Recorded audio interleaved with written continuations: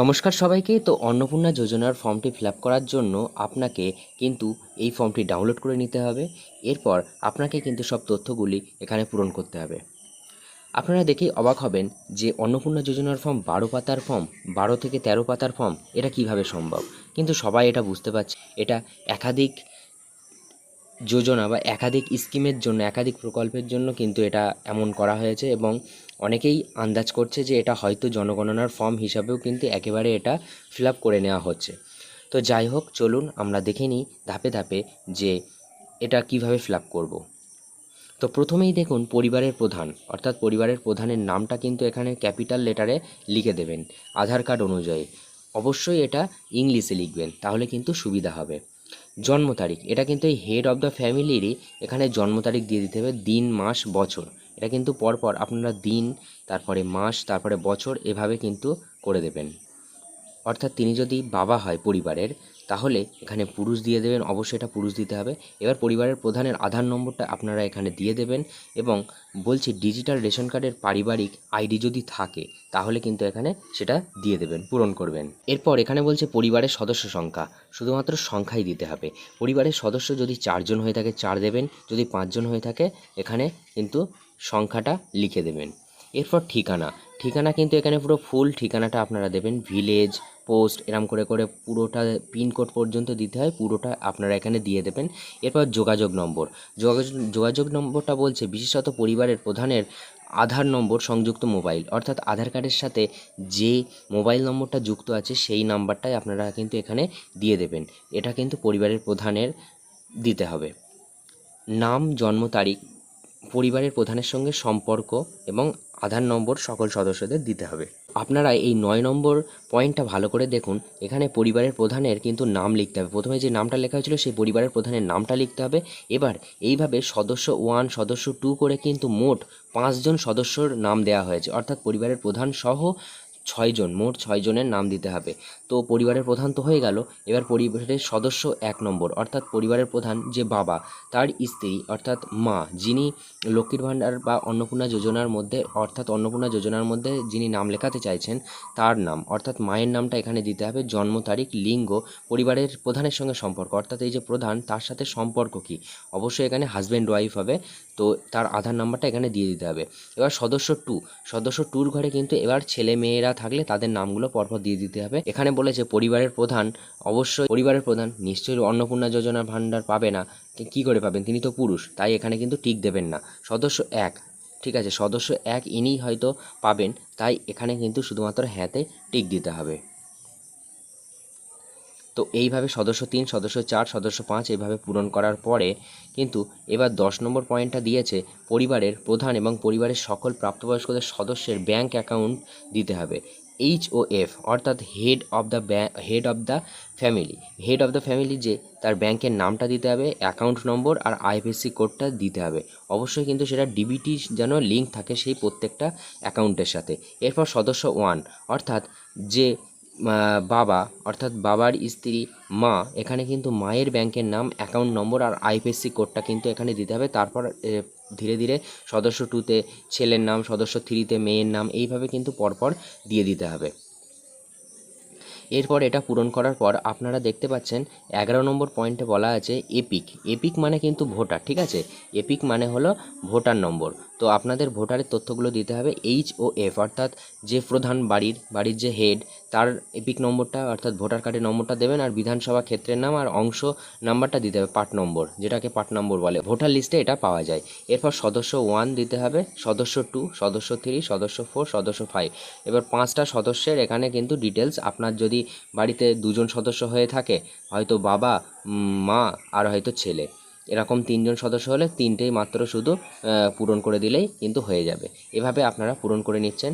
এরপর 12 নম্বর পয়েন্টটা কিন্তু আপনাদের আছে। 12 নম্বর পয়েন্টে বলছে যে বিভাগ, কোন বিভাগের, পরিবারটি কি জেনারেল কাস্টের নাকি SC ST না OBC, কোন কাস্টের হবে সেটা কিন্তু এখানে সেটা দিতে হবে। এরপর রেশন কার্ড সম্পর্কে বলা আছে, আপনি কি ডিজিটাল রেশন কার্ড আছে, অবশ্যই এখন ডিজিটাল রেশন কার্ড অবশ্যই এখানে হ্যাঁ দিতে হবে। আর না থাকলে না দিতে হবে। যদি হ্যাঁ হয় তবে কার্ডের ধরন কেমন। আপনার যে রেশন কার্ড আছে, রেশন কার্ডেই দেখবেন লেখা আছে উপরে PHH নাকি AAY নাকি RKSY নাকি SPHH কোনটা আছে, আপনারা সেটা দেখে এখানে সেটাতেই শুধুমাত্র টিক দিয়ে দেবেন। আর বলছে পরিবারের রেশন দোকান থেকে কিন্তু মাসিক রেশন তুলছে, হ্যাঁ হলে অবশ্যই হ্যাঁ দেবেন, আর না হলে না দেবেন। বাড়ির ধরন, আপনার বাড়িতে কি 3 বা তার বেশি পাকা ঘর রয়েছে? আপনার বাড়িতে যদি 3টে বা তার বেশি পাকা ঘর থাকে তাহলে কিন্তু এখানে হ্যাঁ দিতে হবে, না থাকলে না দিতে হবে। পারিবারিক জমির মালিকানা, অর্থাৎ পরিবারের জমির মালিকানা কি হ্যাঁ কি না থাকলে সেটা দিতে হবে। রেজিস্ট্রেশন ROR কিন্তু এটা দিতে হবে, জমির রেকর্ড। এরপর কিন্তু রয়েছে পরিবারের সকল সদস্যের মোট জমির পরিমাণ, অর্থাৎ পরিবারে যে সকল সদস্য আছে সবার জমি একসাথে কতটা হচ্ছে সেইটা কিন্তু এখানে দিতে হবে। যানবাহন, বাড়িতে যদি কারোর 4 চাকা গাড়ি থাকে, মোটর চালিত 4 চাকা গাড়ি আছে, ঠিক আছে, অবাণিজ্যিক, অবশ্যই অবাণিজ্যিক বাড়িতে 4 চাকা গাড়ি আছে তাহলে কিন্তু হ্যাঁ দিতে হবে, না থাকলে না দিতে হবে। যদি হ্যাঁ হয় তবে গাড়ির সংখ্যা উল্লেখ করুন এবং গাড়ির রেজিস্ট্রেশন নম্বরটাও এখানে দিতে হবে। এখানে কিন্তু বলেছে গাড়ি, জিপ, ট্রাক্টর অন্তর্ভুক্ত করুন, যদি হ্যাঁ হয় মডেলটাও দিতে হবে। পরিবার ভিত্তিক সদস্যদের স্বাস্থ্য বীমা, অর্থাৎ যদি স্বাস্থ্য বীমা থাকে, না না থাকলে না দিতে হবে, আর যদি হ্যাঁ হয় তাহলে হ্যাঁ। সরকারি, যদি HOF অর্থাৎ হেড অফ দ্য ফ্যামিলি, যে বাড়ির প্রধান, তার যদি থাকে, তার নামে যদি থাকে তাহলে এটা সরকারি। যদি স্বাস্থ্যসাথী থেকে ছিল তো এটা সরকারি দিতে হবে। আর যদি অন্য রকম কোনো হেলথ ইন্স্যুরেন্স থাকে তাহলে সেটা এখানে কিন্তু করে দিতে হবে, লিখে দিতে হবে। এরপর সদস্য 1, সদস্য 2 এরকম করে প্রত্যেকটা সদস্যের কিন্তু একই রকমভাবে দিতে হবে। এরপর পরের পয়েন্ট আছে আয় বা পেশা। ওকে, আয় পেশাতে কি বলছে, এখানে আছে কোনো সদস্য কি আয়কর বা পেশাগত কর প্রদান করেন, অর্থাৎ কি স্যালারি পেলে সেটার কি ট্যাক্স দেয়, হ্যাঁ হলে হ্যাঁ দেবেন, না হলে না দেবেন। পরিবারের সদস্যদের প্যান কার্ডের ডিটেলস দিতে হবে, হ্যাঁ যদি হয় তাহলে নাম এবং প্যান নম্বর উল্লেখ করতে হবে, আর না থাকলে না।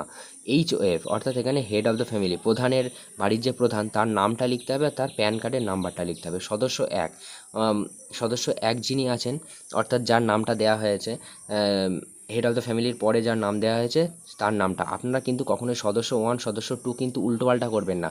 প্রথমে যাকে সদস্য 1 দিয়েছেন পরেও কিন্তু তাকেই সদস্য 1এই রাখবেন, উল্টোপাল্টা একদমই করবেন না। পরপর এভাবে যে কজন সদস্য আছে সেই কজনের নাম আর প্যান নাম্বারটা আপনারা দিয়ে দিচ্ছেন। এর পরের পয়েন্টটা আছে কর্মসংস্থানের ধরন, অর্থাৎ কে কোন কাজ করে সেটা। অর্থাৎ এখানে প্রথমেই আছে পরিবারের প্রধান। পরিবারের প্রধান যদি মনে করুন কারিগর বা শিল্পী বা কৃষক, তো সেই জন্যে এখানে টিক দেবেন।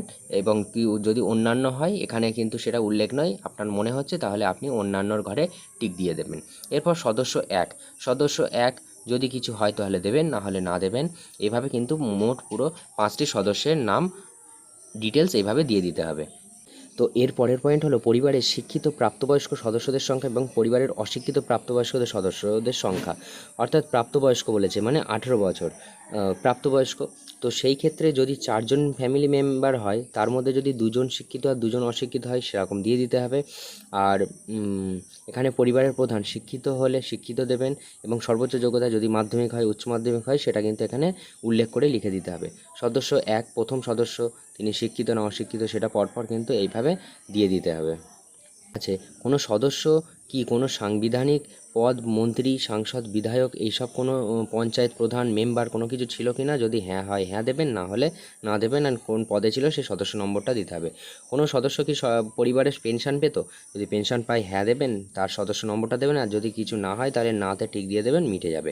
কোনো সদস্য কি GSTর অধীনে নিবন্ধিত আছে, অর্থাৎ যারা ব্যবসা বাণিজ্য করে পরিবারের তাদের কিন্তু GST থাকে, তো সেই GST যদি থাকে তাহলে হ্যাঁ দিতে হবে, না থাকলে না দিতে হবে। যদি হ্যাঁ হয় তাহলে এখানে কিন্তু GSTর নাম্বারটা দিয়ে দিতে হবে। এরপর পরের পয়েন্ট আছে পরিবারের মোট বার্ষিক আয় টাকায়। তো মোট কত টাকা ইনকাম হয় সেটা কিন্তু এখানে বার্ষিক আয়টা এখানে দিয়ে দিতে হবে। এরপর পরের পয়েন্ট আছে CAA সম্পর্কে, অর্থাৎ CAAতে কি কারুর নাম আছে, তাহলে যদি না হয় প্রত্যেকের প্রযোজ্য নয় এরম করে দিয়ে দেবেন। আর যদি থাকে তাহলে কিন্তু তার নামে ইস্যু করা হয়েছে বা আবেদন করা হয়েছে বলে তার কিন্তু সেখানে আবেদন নম্বরটা দিতে হবে। যদি কিছু না হয়, কিছু না দিয়ে বেরিয়ে যাবেন। এর পরের পয়েন্টটা আছে অন্যান্য কিষাণ ক্রেডিট কার্ড বা মৎস্যজীবী ক্রেডিট কার্ড, শিশু মানে শিক্ষার্থী ক্রেডিট কার্ড, প্রচুর ক্রেডিট কার্ড থাকে। তো যদি পরিবারের কারোর কোনো ক্রেডিট কার্ড থাকে, পরিবারের প্রধানের যদি থাকে, দিতে হবে সেই নম্বরটা দিতে হবে, আইডির সংখ্যা দিতে হবে, আর কত তারিখে ইস্যু হয়েছে সেটা দিতে হবে। সদস্য একের ক্ষেত্রেও তাই। এভাবে প্রত্যেকটা সদস্যের যদি থাকে তাহলেই দেবেন, না হলে দেওয়ার কোনো প্রয়োজন নেই। যদি থাকে তাহলে কিন্তু সেই সদস্যেরই শুধু দিতে হবে। হয়তো সদস্য একের নেই কিন্তু সদস্য চারের আছে, তাহলে সদস্য চারের এখানেই কিন্তু শুধুমাত্র তার নম্বর, আইডি সংখ্যাটাই দিতে হবে। এরপর পরের পয়েন্ট বলছে, যদি এসআইআর 2026 ট্রাইব্যুনালে বিচারাধীন কিনা। পরিবারের প্রধানের নামে এসআইআরে ট্রাইব্যুনালে তার নাম বাদ গিয়েছে, ট্রাইব্যুনালে তিনি বিচারাধীন আছে, তাহলে তার ক্ষেত্রে শুধু হ্যাঁ দেবেন, আর কারুর কিছু দেওয়ার দরকার নেই। আর যদি কিছু না হয় তাহলে প্রযোজ্য নয় বলে আপনি দিয়ে দেবেন।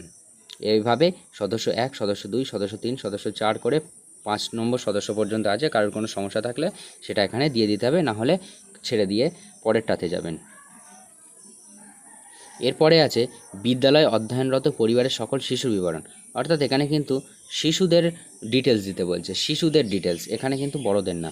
তো বাড়িতে যদি কোনো শিশু থাকে সেই শিশুর নামটা দিতে হবে, সে কোন ক্লাসে পড়ে এবং বিদ্যালয়ের নাম দিতে হবে, আর কী ধরনের বিদ্যালয়ে পড়ে সেইটা কিন্তু এখানে টিক মেরে দিতে হবে। আর যদি অন্যান্য হয় তাহলে এখানে সেই নামটা লিখে দিতে হবে। এভাবে যদি বাড়িতে 2, 3, 4 চারজন শিশুদের এখানে কলাম দেওয়া আছে, যদি দুটো শিশু হয় দুটো শিশুর ডিটেলস দিয়ে দেবেন।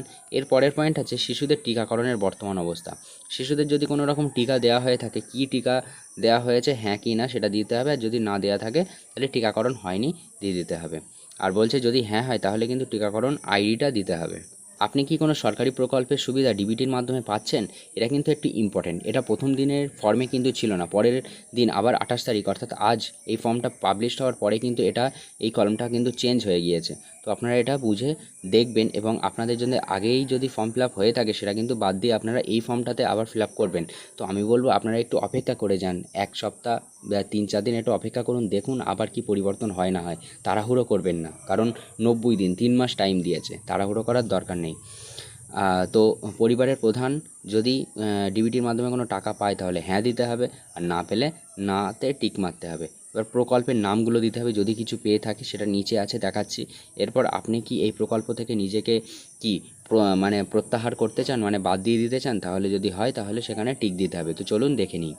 নিচে আছে দেখুন, এখানে কিন্তু প্রথম এটা কিন্তু হেড অফ দ্য ফ্যামিলির নিয়ে। হেড অফ দ্য ফ্যামিলি যদি মনে করুন যে তিনি কিষাণের টাকা পায়, তাহলে যদি পায় তাহলে এখানে কিন্তু সেটা লিখতে হবে। আর যদি তিনি সেটা বাদ দিতে চান তাহলে কিন্তু হ্যাঁতে দিতে হবে, তাহলে কিন্তু পুরোপুরি সেটা ক্যান্সেল হয়ে যাবে, বাতিল হয়ে যাবে। তো আপনি যদি না করতে চান তাহলে এখানে দেওয়ার দরকার নেই। এবার মনে করুন সদস্য 1 যিনি আছেন তিনি কি ডিবিটির মাধ্যমে কোনো টাকা পায়? ডিবিটির মাধ্যমে যদি কোনো টাকা পায় তাহলে সেটা এখানে লিখতে হবে, আর যদি সেটা প্রত্যাহার করতে চান তাহলে কিন্তু এখানে হ্যাঁতে টিক মারতে হবে। এভাবে যদি অনেকগুলি পায় তাহলে কিন্তু এখানে সবগুলি লিখতে হবে, লিখে সেখানে যদি বাদ দিতে চান ওটা কিন্তু আপনি যদি ক্যান্সেল করতে চান তবেই এখানে হ্যাঁ দেবেন, না হলে কিন্তু দেওয়ার দরকার নেই। এরপর সদস্য 2, সদস্য 3 এভাবে মোট 5টি সদস্যের ডিটেলস দেওয়া আছে, যে কজন থাকবে তাদের দিতে হবে। এরপর আছে ঘোষণা ও সম্মতি। এখানে সে প্রত্যেকটা ফর্মের শেষে কিন্তু এটা থাকে যে আপনি এই যা যা তথ্য দিলেন সবই কিন্তু সঠিক, সেই মেনে কিন্তু আপনি এখানে স্বীকৃতি দিচ্ছেন যে এটা সম্মত অর্থাৎ সঠিক, এবং আপনার সিগনেচার করতে হবে। তো আপনার এখানে সিগনেচার করবেন, এবং এখানে আপনার সিগনেচার করবেন, ফুল সিগনেচার করার পরে কিন্তু বলছে যদি কোনো রকম কোনো ভুল হয় তাহলে কিন্তু সুবিধাগুলি বন্ধ হয়ে যেতে পারে। এবার এরা বলছে পরিবার কাদেরকে বোঝাচ্ছে, পরিবার জিনিসটা কি বলছে, পরিবার হলো এমন একটা একদল ব্যক্তিকে বোঝায় যারা সাধারণত একসঙ্গে বসবাস করে আর একই রান্নাঘর থেকে খাবার গ্রহণ করেন। এবং এন্ড অফ ফর্ম, এখানে কিন্তু ফর্ম ফিল আপটা শেষ হয়ে যাচ্ছে। এরপর নিচে একটু অংশ আছে, এটা কিন্তু সরকারি ব্যবহারের জন্য, এটা আপনাদের আর কিছু করতে হবে না। এই পর্যন্তই কিন্তু আপনাদের ফর্মটা আছে। তো এই ফর্মটা কিন্তু ফিল আপ একটু দেখে শুনে বুঝে করবেন, নিজের দায়িত্বে নিজে বুঝে করবেন, নিজের তথ্য কিন্তু ঠিকভাবে দেবেন। তো তাড়াহুড়ো করবেন না, ধীরে ধীরে দেবেন। তো দেখা হচ্ছে পরের ভিডিওতে। আরও কোনো নতুন তথ্য জানতে পারলে আপনাদের অবশ্যই জানাবো। জয় হিন্দ, জয় ভারত। তো নমস্কার সবাইকে, অন্নপূর্ণা যোজনার ফর্ম কিন্তু পাবলিশ হয়ে গিয়েছে। 3টি ভাষাতে মোট ফর্ম বেরিয়েছে, ঠিক আছে, বাংলা, ইংলিশ এবং হিন্দিতে বেরিয়েছে। তো আপনারা কিভাবে ডাউনলোড করবেন এই ফর্ম, অন্নপূর্ণা যোজনার ফর্ম অফলাইনে ফিল আপ করার জন্য, তার জন্য আপনারা গুগলে আসবেন। গুগলে আসার পর আপনাকে লিখতে হবে অন্নপূর্ণা যোজনা অন্নপূর্ণা যোজনা পোর্টাল দেখতে পাচ্ছেন, এটা লিখে সার্চ করবেন। সার্চ করার পর এখানে দেখতে পাচ্ছেন প্রথমেই কিন্তু আপনাদের একটি অপশান এসছে সোশ্যাল সিকিউরিটি wb.gov.in। এটা ছাড়া কিন্তু আর অন্য কোনো পোর্টালে আপনি যাবেন না। সোশ্যাল সিকিউরিটি wb.gov.in এই ওয়েবসাইটের মধ্যে প্রবেশ করে আপনারা কিন্তু এখানে দেখতে পাচ্ছেন অন্নপূর্ণা যোজনার পোর্টাল। এখানে কিন্তু দেখতে পাচ্ছেন 3টি ভাষাতে কিন্তু ফর্মটি পাবলিশ করা হয়েছে। তো কি কি সেটা চলুন এই দেখতে পাচ্ছেন। এখানে প্রথমে ইংলিশ, এখানে আপনি ক্লিক করলেই ইংলিশ ডাউনলোড হয়ে যাবে। এখানে বেঙ্গলি, এখানে বাংলায় কিন্তু এটা ডাউনলোড হয়ে যাবে এবং লাস্টে হিন্দি, এটা ক্ষেত্রে কিন্তু হিন্দিতে ডাউনলোড হয়ে যাবে। তো আপনারা বাংলাতে এখানে ক্লিক করলেই কিন্তু ফর্মটি ডাউনলোড হয়ে যাবে। তো এইভাবে আপনারা ফর্মটি ডাউনলোড করতে পারবেন।